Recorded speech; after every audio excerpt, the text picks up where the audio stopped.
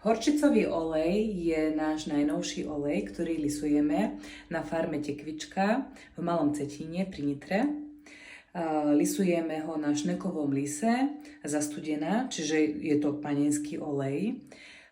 Horčicový olej má takú výraznú štiplavú chuť, ako taká horčica. Podobá sa to aj na tú chuť horčice, ale nie je to až tak príliš štiplavé, je to také jemne. Má to taký ako keby dozvuk, taký podtón štiplavý.